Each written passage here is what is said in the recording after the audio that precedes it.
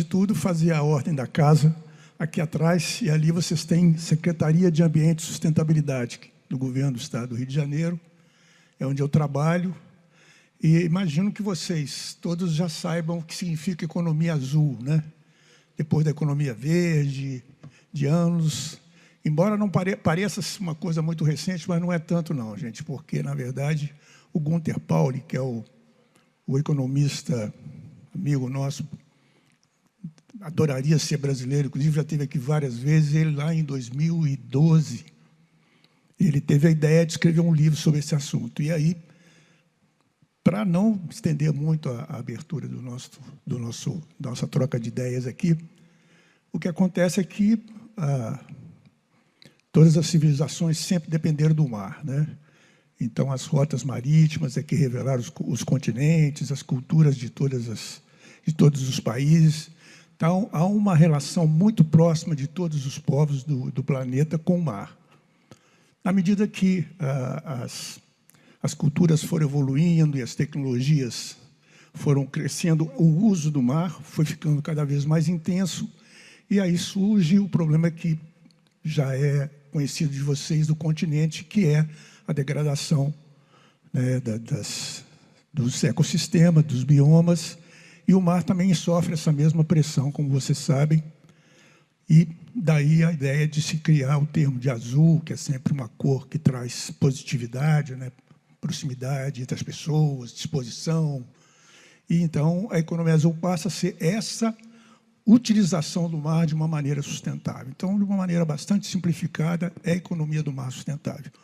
Na medida que há a década dos oceanos, isso foi criada uma campanha mundial da ONU, pela Unesco, então há uma mobilização mundial em torno desse interesse de criar formas dos tantos usos do mar que a gente tem hoje pelas nações de forma sustentável.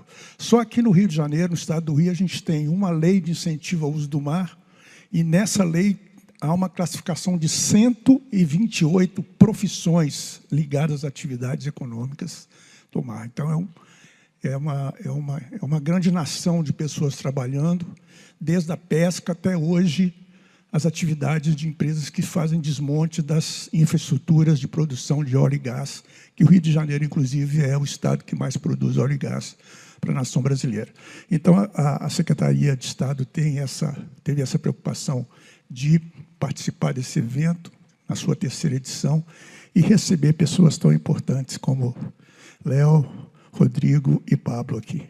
Então, estou só fazendo esse preâmbulozinho aqui, para a gente ficar à vontade e eles mostrarem as tecnologias ligadas às praias, que é a relação talvez mais próxima do meio urbano com o mar, né?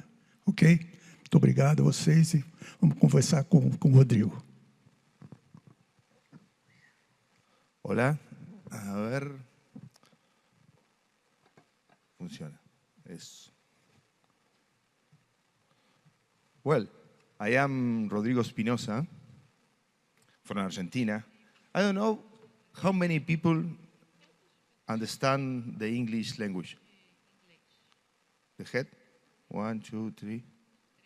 Few. There are, yeah. I don't know if you prefer Spanish, not English. Whatever that you want. Okay. There are a lot of devices to translate. And well, my name is Rodrigo Espinosa. I am system engineer, but I don't know how manage that. Let me try. This is not el verde. El verde es ese. Is big. The verde is big, yeah. Well, I want to talk about me and a methodology to transform the beaches, the traditional beaches, in smart beaches. And then I want to share with you one wonderful experience that we have organization of Colombia, Argentina, and Brazil thinking about the transition of 11 beaches in Miramar, Argentina. Well, my company is Cognition, is an IT company based in London, and our company offers services relation with the robot process automation and intelligent artificial. We are in 7 countries, and I founded the company 21 years before. I am director of the International Clean Tech Network with Henry. I founded 8 years before BQS Green Tech Cluster, Buenos Aires Mobility Tech Cluster, and I founded a new company called, named Clean Tech Beaches America. I am a dreamer, emprendedor, entrepreneurs, nexo, and mentor. But right now, I am 50 years old.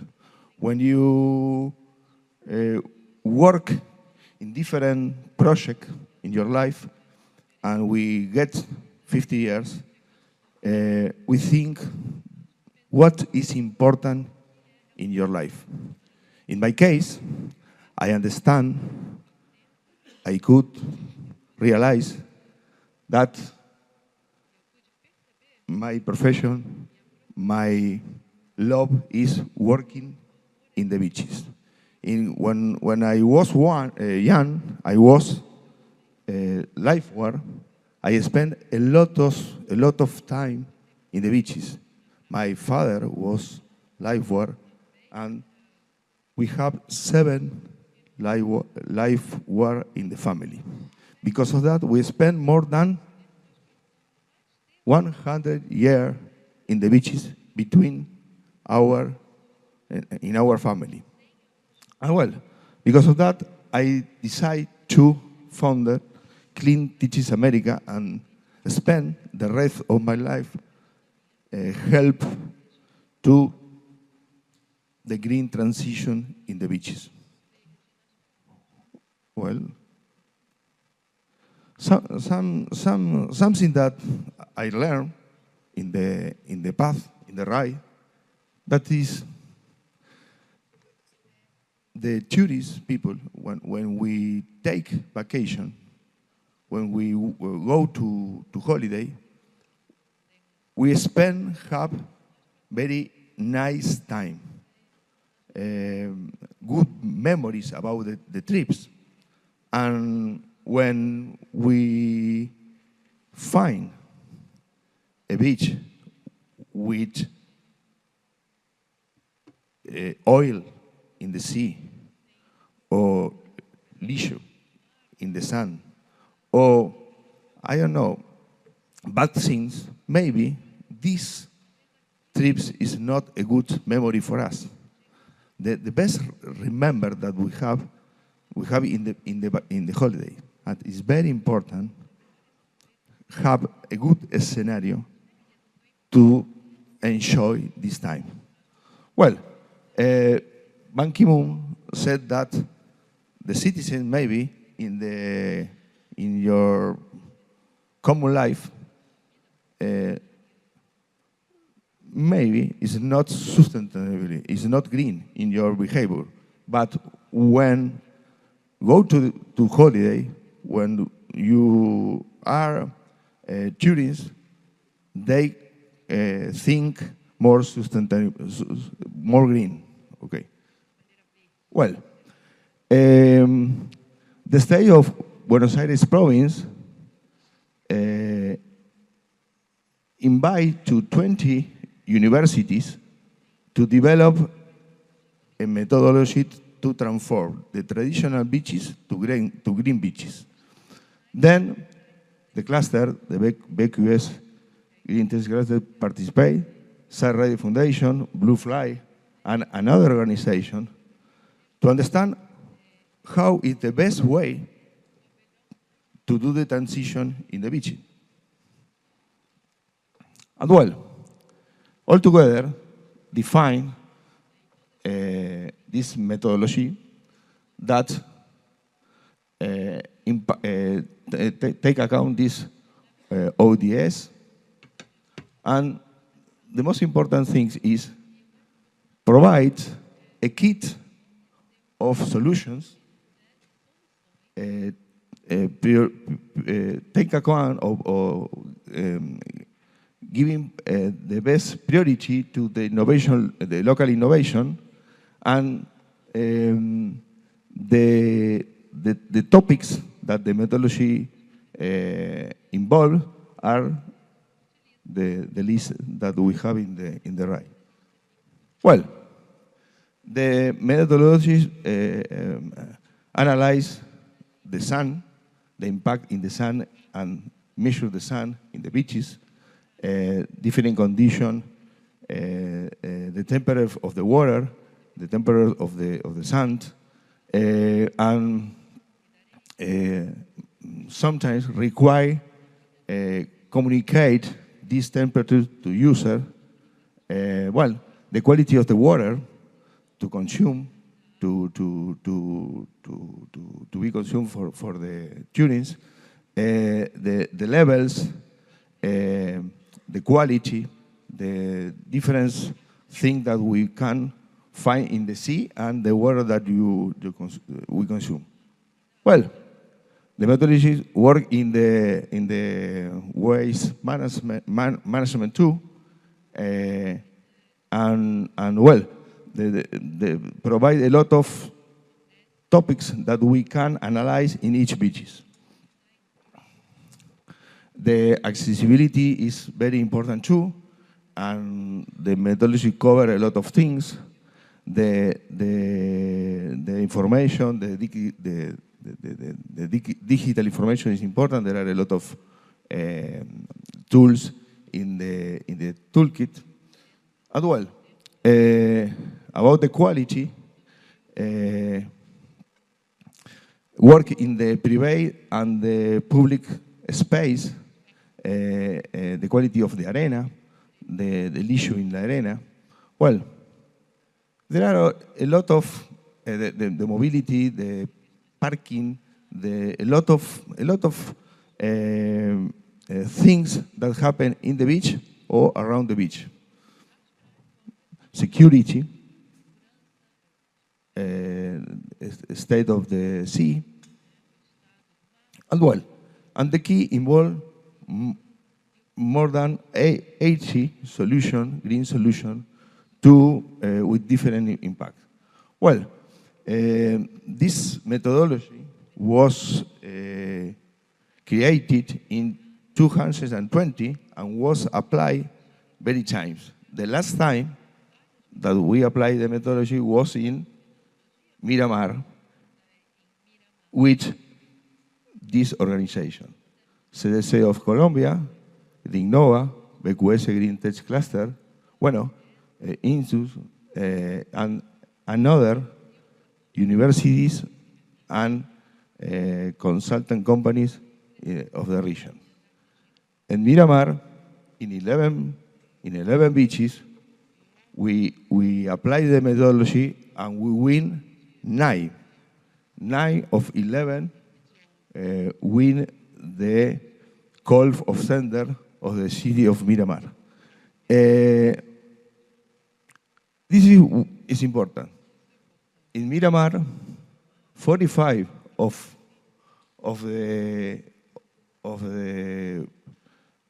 point was the sustainability, green solution. The green solution or green infrastructure was considered in 45% of the total of the point.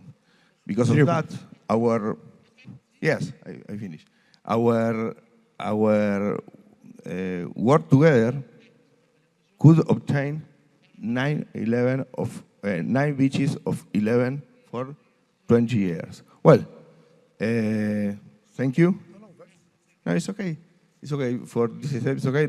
Maybe then I can respond question. Well, Pablo? Sí. It's okay for me. Bueno, it's all. Thank you.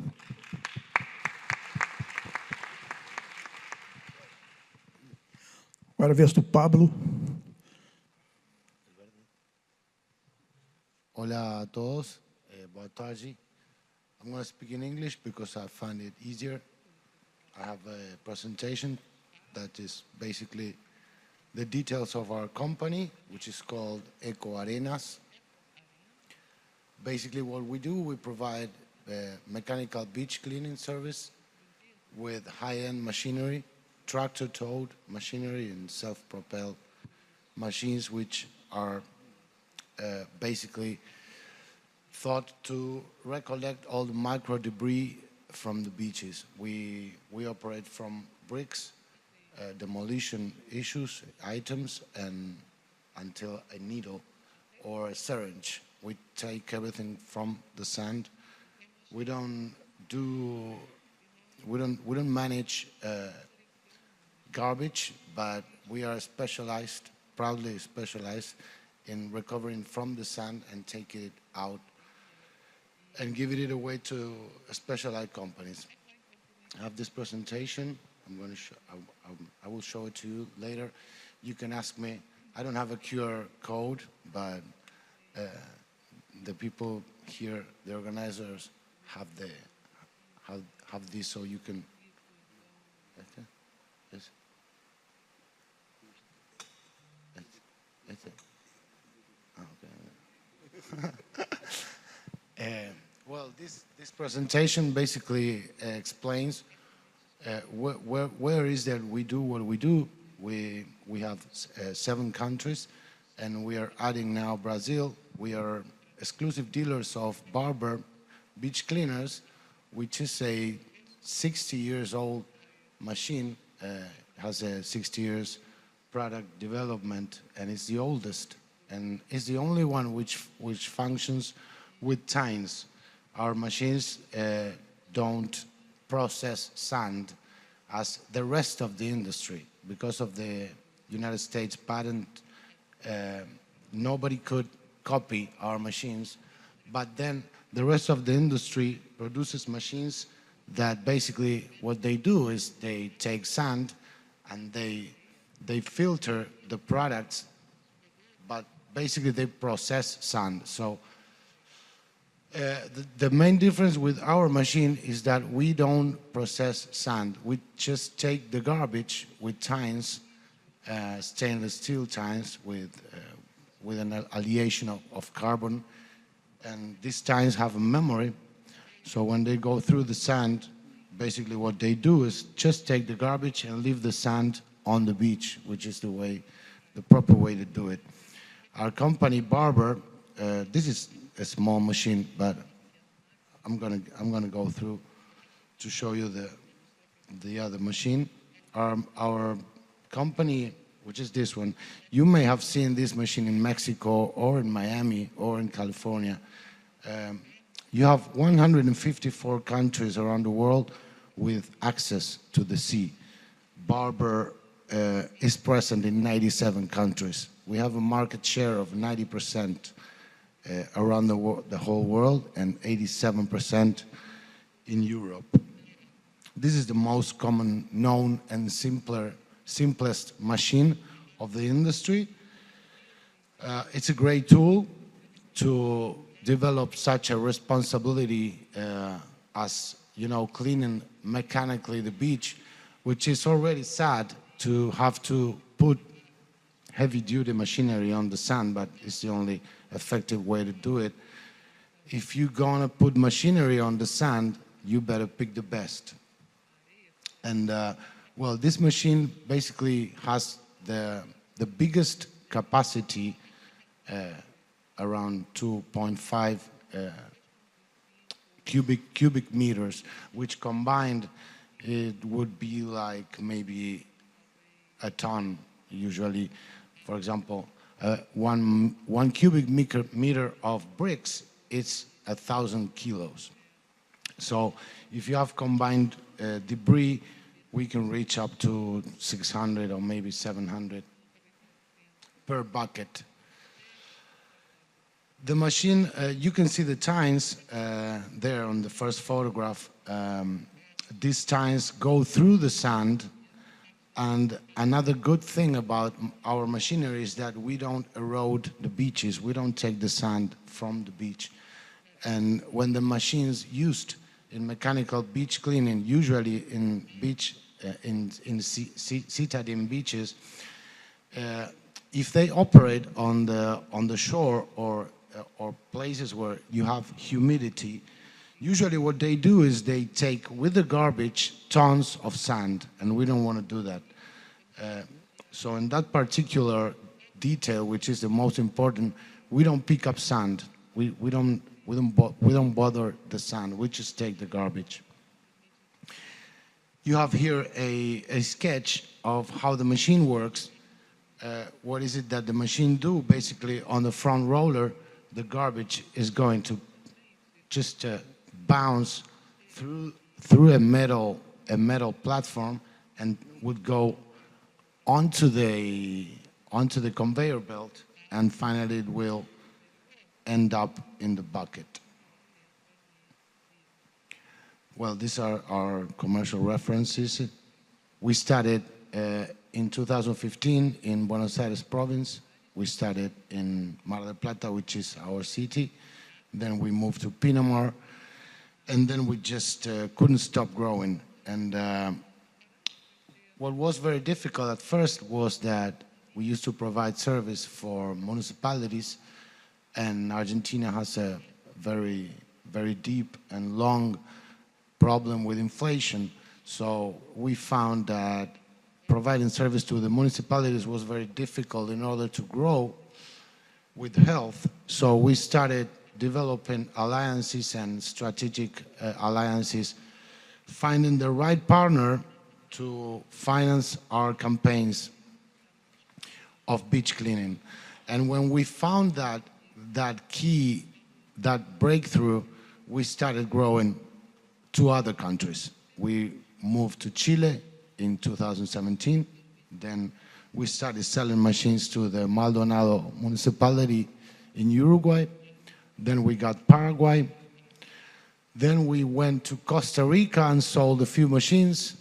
After that, we got Balearic Islands, mainly in Ibiza. We opened a company specialized in micro debris, in micro garbage, micro lixo.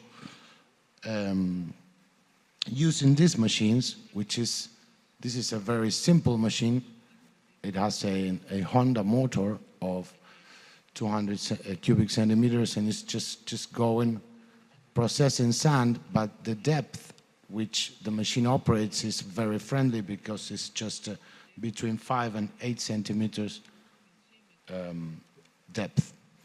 This is a photograph from Chile. This is the first alliance that we made with Volvo Cars, presenting a hybrid model, and we did in Zapallar. We took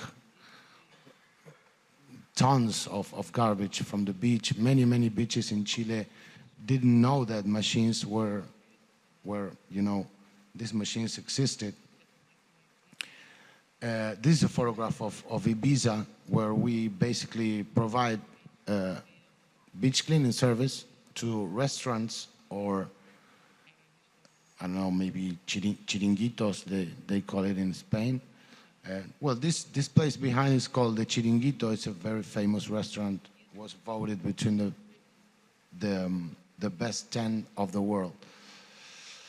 This is a campaign in which I got inspired.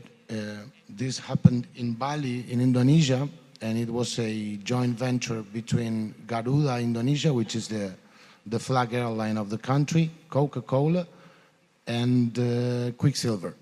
They bought the machines and they started mechanically cleaning the machine in order to get the turtles to get back to the beach and start putting eggs again, because the beach was so dirty that the turtles wouldn't come back to the beach. And there was also a breeding program baby turtles, and they were sent to the ocean because the turtles go back to die to the beach they were born. And this was amazing, had a lot of great results, but it couldn't be sustained throughout the time. Well, this is just a footage, a photo staging of the event we're at. That's the result of how the beach finally ends when our machines pass. This is something we created, which was very innovative. It's a printer that goes at the back of the big machine and just prints the logo of our sponsors or the corporations we ally with in order to clean more beaches and to grow to other countries. We call it EcoSello or EcoSeal. You're gonna see a real one after this.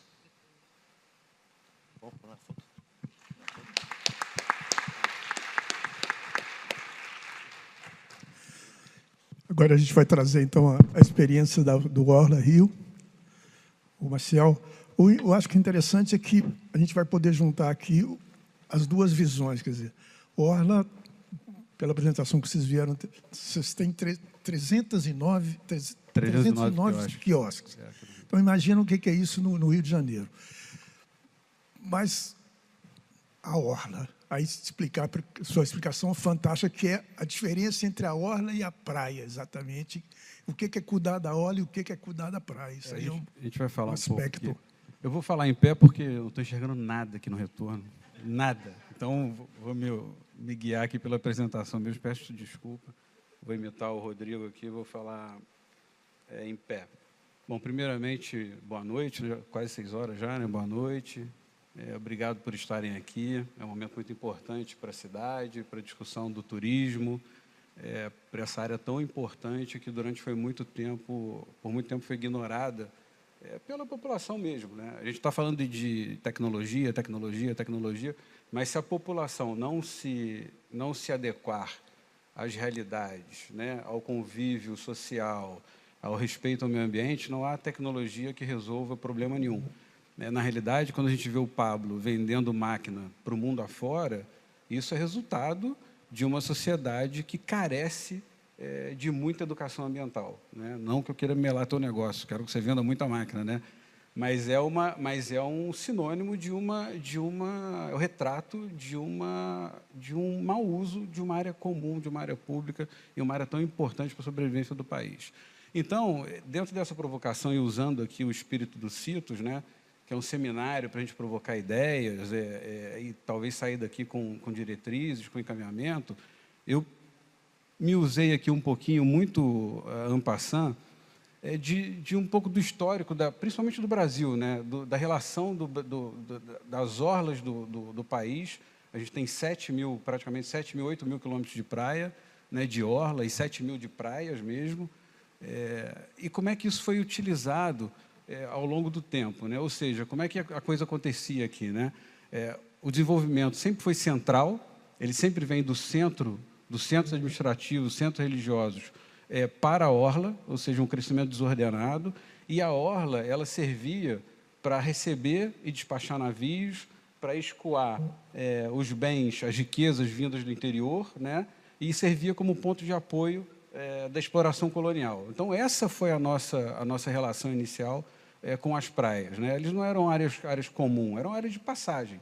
Era uma infraestrutura que você usava ali naquele continente para você alcançar seus objetivos. Obviamente que nessa época não se falava em turismo, né? Mas se falava já em áreas de convivência. Tanto é que as cidades foram se desenvolvendo. Então, as praias eram simples entrepostos, as cidades nasceram a partir de centros administrativos e não eram espaços de convivência, mas áreas de passagem, né? E isso aqui já é bem en passant mesmo, tá, gente? Só para a gente provocar essa visão.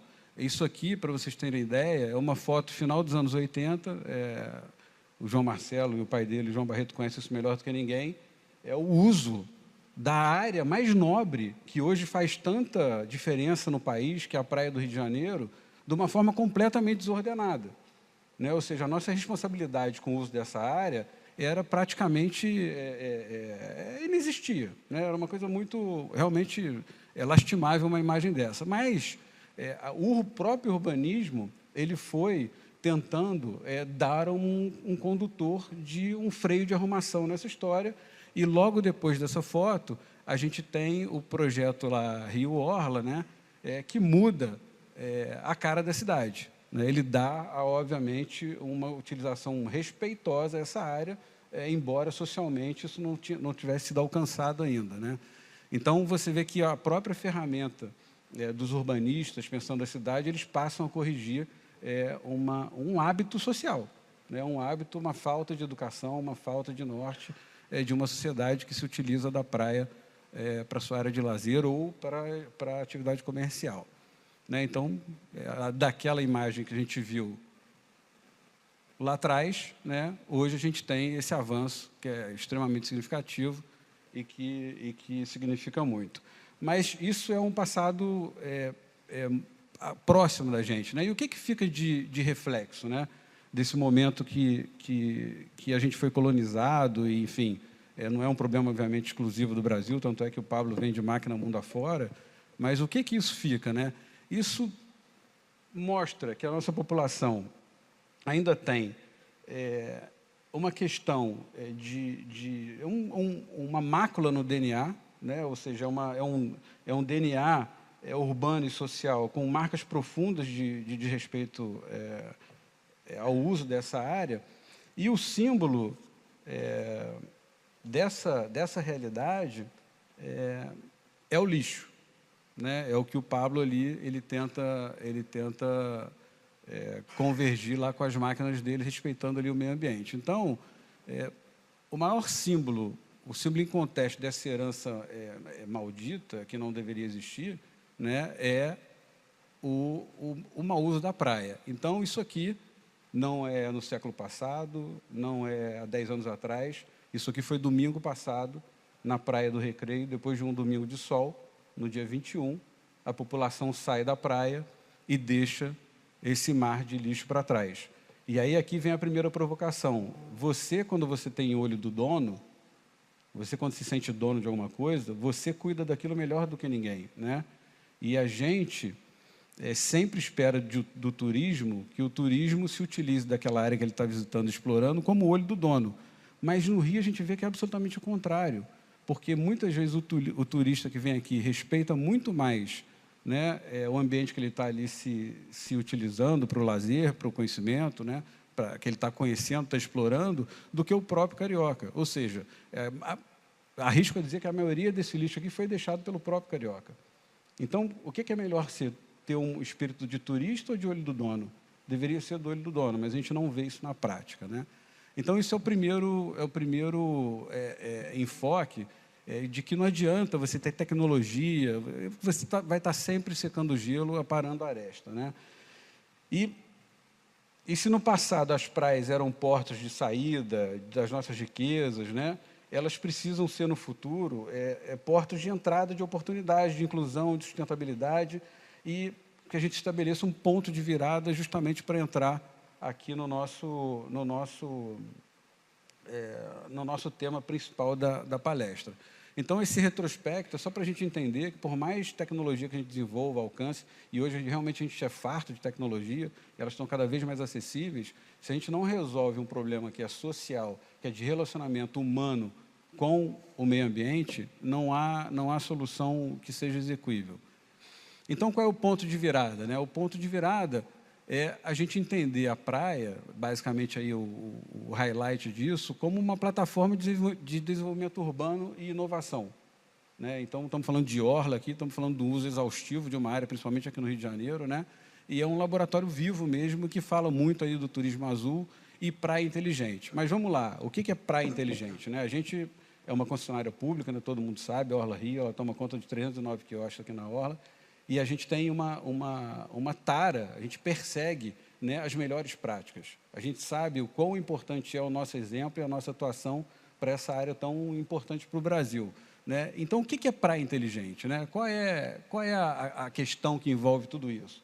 Então, eu vou trazer um conceito aqui, vou me permitir ler, porque é mais fácil. Praia inteligente são ecossistemas litorâneos ou lagunares que combinam infraestrutura, tecnologia e dados para oferecer melhor experiência aos visitantes, sejam eles locais ou não, e, sobretudo, para preservar o meio ambiente e gerar oportunidades locais. De novo, a gente tem um litoral de 7.000 quilômetros, de diversidade cultural imensa, e que precisa ter, sobre essa área, esse espaço, um olhar como uma plataforma de inovação e não apenas uma mera exploração, uma área de lazer ou uma exploração ou um ambiente para exploração comercial. Então, a gente tem que se utilizar da tecnologia que a gente tem para educar. Antes dela controlar, dela punir, dela tentar reverter algum cenário que a mão humana por lá deixou, ela tem que ter um condão de educação, né? Então, o que a gente pensa é que esses sensores, esses alarmes, esses aplicativos, essa tecnologia, elas são ferramentas, primeiro, pedagógicas. É óbvio que a insistência, né, a não correção, vem o rigor da lei, né? A lei está aí justamente para você enquadrar cidadãos a cumprirem o convívio social, os hábitos comumente aceitos numa sociedade. Então, mas antes disso, elas precisam ser ferramentas pedagógicas. E a gente está vivendo um problema desse aqui no Rio, quem acompanhou, que é a questão da poluição sonora, né, muito focada nos quiosques, embora os quiosques sejam uma grande minoria que tenham provocado uma situação dessa. Você tem uma ocupação da orla de Copacabana completamente desordenada, caixas de som hoje super pequenas, fazem um barulho enorme, né? Então, mas a gente não se omitiu, a gente foi atrás e trouxe uma solução para resolver um problema socioambiental, né? Ou seja, aquele morador que mora do outro lado da rua, incomodado com uma suposta poluição sonora vinda do quiosque. A gente instalou sensores, né, de monitoramento de ruído on time para, de forma pedagógica, que é o que a gente espera, fazer entender para aqueles empreendedores que lá estão que não é porque tem um sensor que ele tem que ter a música baixa. Ele tem que ter a música baixa na altura permitida por lei, porque ele precisa conviver bem naquele ambiente social, tá? Então, a gente fez isso. E, além dessas atividades, a gente tem uma série de outras atividades que já falam diretamente com esse último ponto da pauta, que é a inclusão produtiva no turismo azul, ou seja, geração de emprego, a capacitação de toda a orla. A gente agora, como vocês sabem, também criou uma empresa que chama Orla Brasil, né? A gente está elevando o nosso modelo de negócio para outras regiões do país, e lá em Salvador, que o Duda está aqui, que é o nosso diretor executivo de lá, a gente fez questão. Lá a gente também tem areia, não tem só a orla, a gente também tem a oportunidade de organizar a areia. A gente fez questão de oferecer treinamento e capacitação para toda aquela turma lá que foram capacitados numa universidade. Poucos ali tiveram oportunidade. Como é que estão os baianos e os cariocas em termos de educação, de usar a praia? Olha, o baiano... Baianos também somos da Guanabara. O baiano, ele tem... O Duda está aqui, não vou falar mal de baiano, longe de mim, mas o baiano, ele tem uma paixão pela cultura local. E a gente, quando o carioca foi para lá, foi a nossa grande primeira preocupação. Ele consome muito a cultura local. E, por isso, talvez ele tenha uma relação mais amena com a cidade do que o carioca, né? Então, estou falando bem, tá, Duda? Então, isso chamou muita atenção da gente. Mas o fato é que a gente chegou lá e não se omitiu. A gente levou capacitação, a gente levou oportunidade, formalização, e isso faz parte desse complexo, né? dessa cadeia toda do turismo azul. E qual é a missão e valores da Orla Rio, né? Falando aqui? Praias inteligentes são mais do que um Wi-Fi na areia, são instrumentos de educação, inclusão e preservação. E o turismo azul é a ponte entre o mar que tanto nos encanta e o futuro que a gente quer construir. Então, agora eu vou trazer um vídeo que o pessoal da Ingrid produziu, que resume bastante do que a gente faz, porque não é só tecnologia, né? É você usar a inteligência e todo o conhecimento que a sociedade vem desenvolvendo para você colocar em prática as suas ações, o que você pensa como cidade, como empresa. E eu vou executar esse videozinho, depois eu venho com a mensagem final, e já estourei o tempo, não briga comigo não, mas é rápido, tá? O vídeo são 18 minutos só, mentira, 3 minutinhos.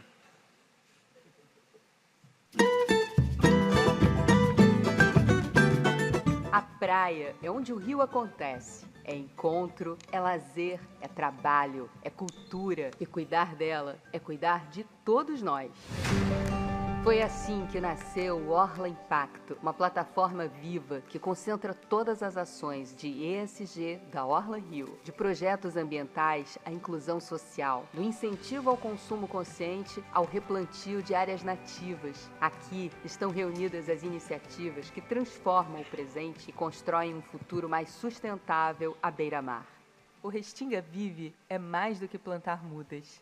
É reconectar a cidade à sua natureza original. São áreas inteiras, adotadas e cuidadas pela Orla Rio, somando hoje mais de 9.000 metros quadrados adotados e 22.000 metros quadrados que serão adotados até o fim do ano. A Restinga é um ecossistema essencial para proteger a nossa orla. Com o Restinga Vive, devolvemos vida ao litoral carioca e mostramos que a sustentabilidade e a qualidade de vida caminham juntas. O Rio de Janeiro agradece. Muito obrigado. Não estamos sozinhos nessa missão. A Embratur é patrocinador oficial dos projetos Ecoa a Orla e Recicla a Orla. O patrocínio da Embratur mostra que o turismo sustentável é o caminho do Brasil. A praia é o nosso maior palco. Essa orla é um dos principais ativos que o mundo inteiro admira. Então, está muito contente e é um super projeto que deve ser replicado em outras regiões do Brasil.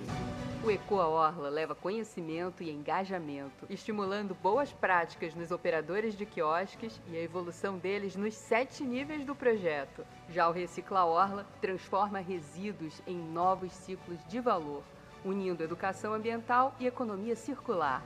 Tem também o projeto Coco no Ponto, em parceria com a SMAC, que transforma o resíduo de alto impacto ambiental em geração de trabalho e renda para mulheres em situação de vulnerabilidade social. O Sabores da Orla, maior festival de gastronomia praiana do país, incorporou um novo critério de sustentabilidade, que valoriza quem compra do pequeno produtor e quem aproveita integralmente os alimentos. E o impacto vai além. Mutirões de limpeza com voluntários, energia limpa nos quiosques, tudo isso forma o Orla Impacto, um ecossistema que cuida da orla e inspira o mundo. A Orla Rio já é a maior rede de quiosques gastronômicos e experiências ao ar livre do Brasil. Agora é também a maior orla de impacto socioambiental positivo, porque viver a experiência da praia é também garantir que ela continue viva para as próximas gerações. Orla Impacto. Viva a experiência. Multiplique impacto positivo. Orla Rio. Viva a experiência.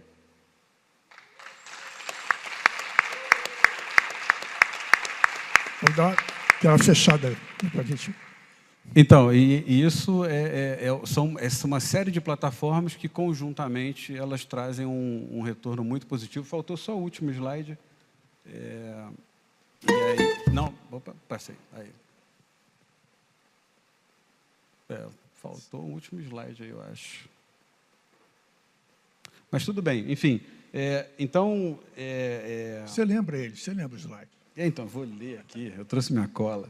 Então, o que eu queria deixar de recado, né, na realidade, a gente tem que mudar essa lógica. Aí, ó, tá vendo?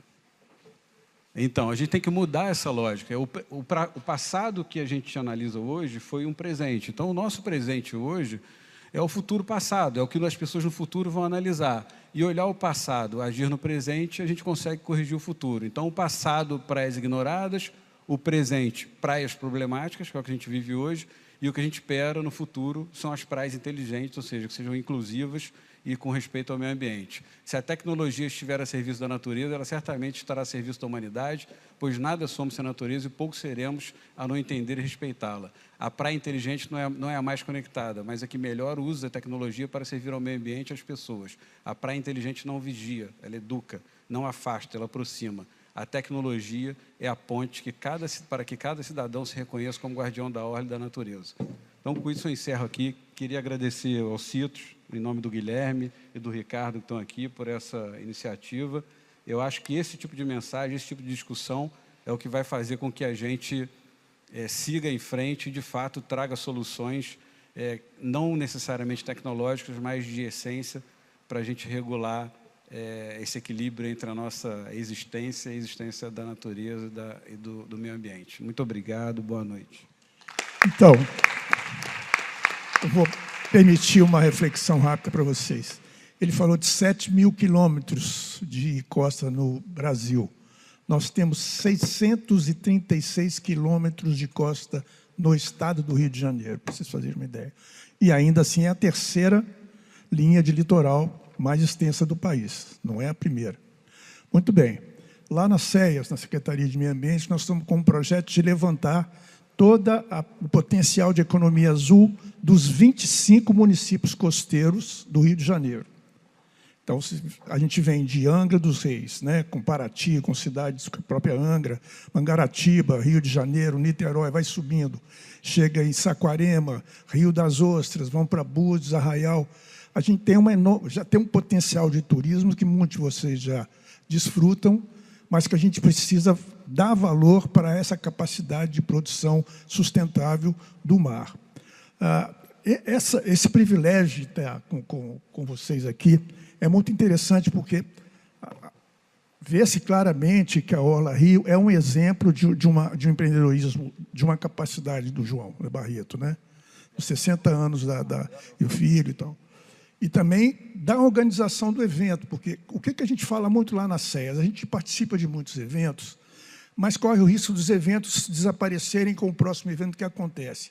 Mas aqui vocês veem exatamente como que a solução pode funcionar, tanto de quem usufrui da área urbana construída a partir da praia, porque você não tem, né, todos os quiosques construídos existem ali, porque a praia está ali atrás. Mas esse passado, presente e futuro que Léo fala, está aqui no futuro das soluções que a gente não tem.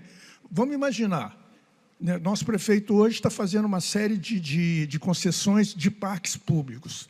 A gente tem uma companhia, que é a Conlub, que é uma companhia muito eficiente, é considerada das melhores companhias de recolhimento e tratamento de resíduos, mas nós temos um índice de coleta seletiva muito baixo.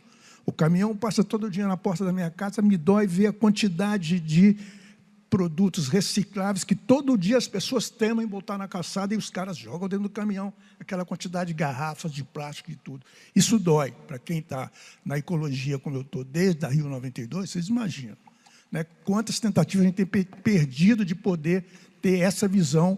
Então, o encontro do Orla com as soluções tecnológicas, que para mim, para nós, talvez seja o futuro do que a gente vai conseguir no Rio de Janeiro. Não sei se numa parceria da Conlub com vocês, né? Ou se o prefeito possa também fazer um tipo de concessão para serviços que tragam essa tecnologia que nós não temos. Se imaginar que nós temos 25 municípios costeiros de alto potencial de turismo sustentável, olha a possibilidade que a gente tem de ter a Orla trabalhando nesses municípios, que já foi para a Bahia agora, e as soluções que a Ecoarenas e que Rodrigo está trazendo são 4, 5 empresas ali, eu não guardei tantos nomes. Então, eu queria que vocês fizessem um exercício agora de troca entre vocês, porque aqui estão as soluções todas combinadas, e nós, lá do Estado, vamos fazer o possível para fazer essa perdurar essa possibilidade do encontro de vocês aqui, que é muito bacana. Eu acho que você tocou num ponto essencial, porque, na realidade, empresas, né, e a tecnologia são feitas por pessoas, né? Então, isso a gente tem que até elogiar e elevar aqui no caso da Orla Rio. A Orla Rio não é um chavão, a Orla Rio tem um timaço, né? Fernanda, Rodrigo, Simone, a Fernanda Novaes, que hoje está na Orla Brasil, o Ingrid, então o Felipe, a Natália. Então, são pessoas que se dedicam suas vidas, passam mais tempo lá e passam a ter um contato obrigatório com essa história e pensar fora da caixa. Então, quando a gente olha, de novo, uma oportunidade dessa de sinergia entre a tecnologia e a necessidade que a gente tem hoje, obviamente que a gente quer que essa tecnologia ela fique cada vez mais demodê, que você deixe de utilizá-la ao longo do tempo, né? Porque você conseguiu resolver socialmente aquele problema. Mas a gente precisa parar uma aresta grave agora. Então, essa sinergia, esse encontro, ele é fundamental. Infelizmente, a gente mora num país muito burocrático. Você citou a própria Argentina, a questão da inflação, coisa e tal. Então, é difícil você desenvolver. Tanto é que você vende um país para a Europa, 83% na Europa, né? Que é a sua máquina, mais ou menos. Europa muito mais fácil Muito mais que a fácil. Argentina. Então, a gente ainda tem esse desafio burocrático aqui para a gente implementar soluções como a do Pablo. E não é falta de investidores, nem falta de fundo, nem dinheiro no mercado privado para isso, né? See, I'm going to speak English. In Europe, you can go to a municipality and the environmental technician is just receiving you maybe 10, 20 minutes after you went to the front desk. In Argentina, I spent maybe 1 year before somebody could even hear my project. And I spent 18 months until I could import the machinery from United States and from Italy. It was very difficult, still is very difficult, but we managed to do it somehow. In my experience,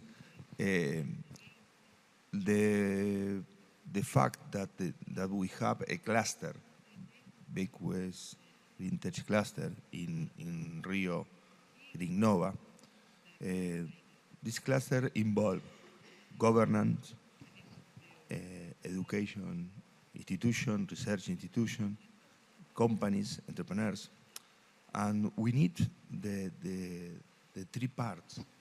Maybe a new legislation, a new law. The research institution help to govern,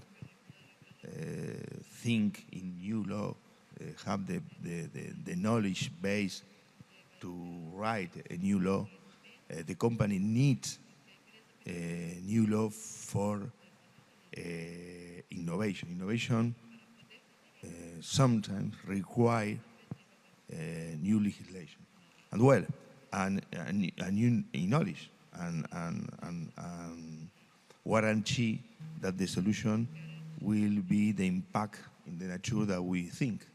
And because of that, a cluster such as Innova have here is very useful because the three parts are working together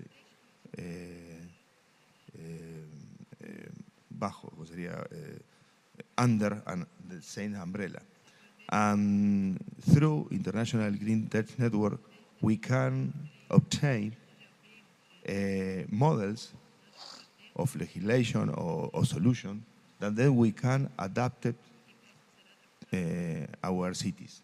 Because maybe the innovation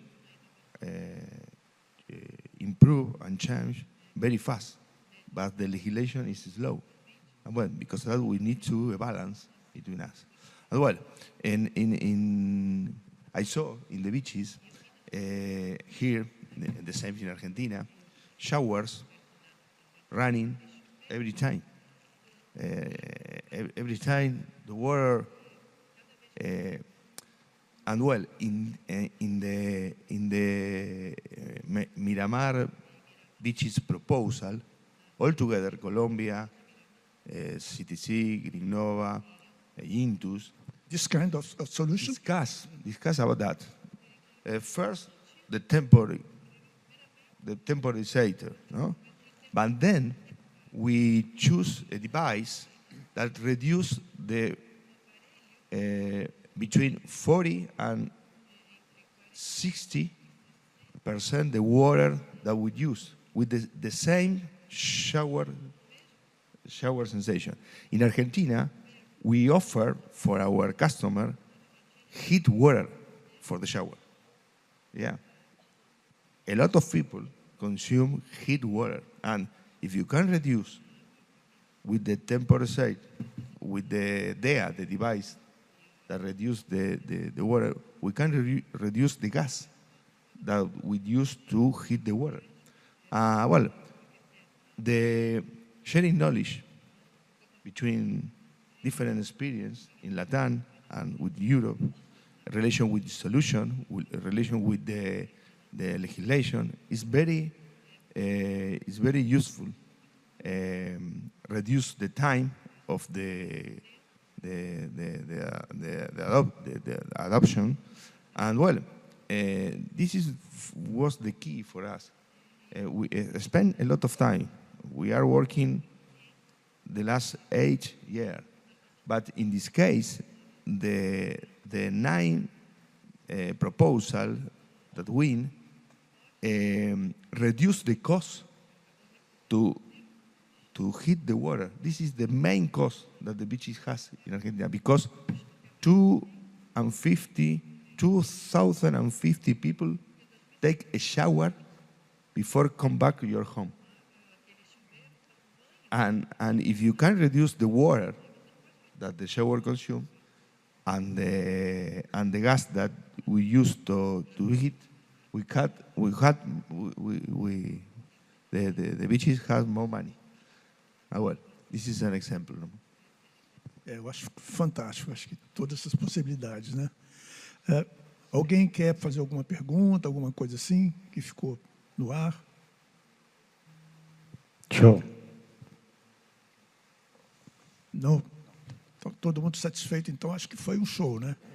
E lá na secretaria vamos tratar de fazer os... Sim, diga, Pablo. I would like to show some more photos of real beach cleaning works and past works that we did, because I don't want you guys to just go back home just with a presentation. And I would like to share with you some real photos of the activity that we do. Just that, if you can give me maybe 30 more seconds. Tudo bem com produção? Acho que sim, né? Eles conseguem colocar a sua... Tá no...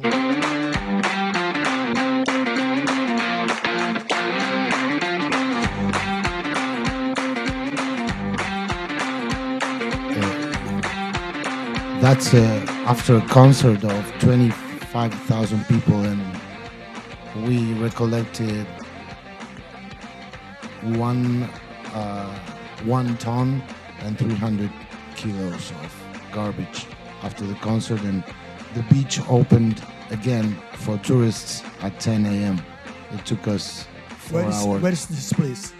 In Mar del Plata is the biggest discotheque on the sand in the world.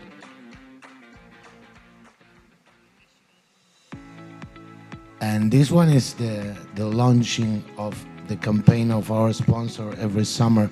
We've been doing this for the last 7 summers. Consiste básicamente en retirar cualquier ítem que no tenga nada que ver con el ecosistema playero. Nuestro rol fundamental es canalizar el rol social del banco mediante esta campaña de limpieza mecánica de playas. Lo que encontramos en la playa generalmente, bueno, son botellas PET de agua, tapitas, todo tipo de plásticos, papeles, clavos, vidrios, metales, pero el residuo más común que se encuentra en todas las playas del mundo son las colillas de cigarrillo. Tenemos un acuerdo también con la cooperativa Reciclando Conciencia, en el cual nosotros le brindamos todo el residuo para generar una economía circular, para que ese residuo tenga doble vida. Estoy muy agradecidos con Banco Santander por permitirnos canalizar su rol social e instrumentar esta campaña de limpieza mecánica de playas. Esperamos que con este tipo de campañas y de iniciativas privadas las empresas empiecen a tomar más participación en lo que es el cuidado del medio ambiente y empezar a desarrollar ese rol social que tan necesario es para las comunas y el planeta en general.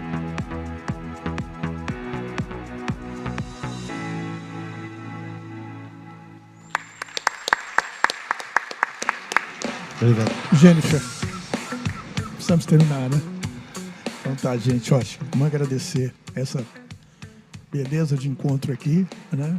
Agradecer a Citos, a Secretaria certamente fez uma bela parceria com vocês, a Intos, né? Que conheço as pessoas muito queridas também. E até uma próxima oportunidade, certamente vocês vão ter acesso a esse material pela organização. Muito obrigado a todos. Obrigado.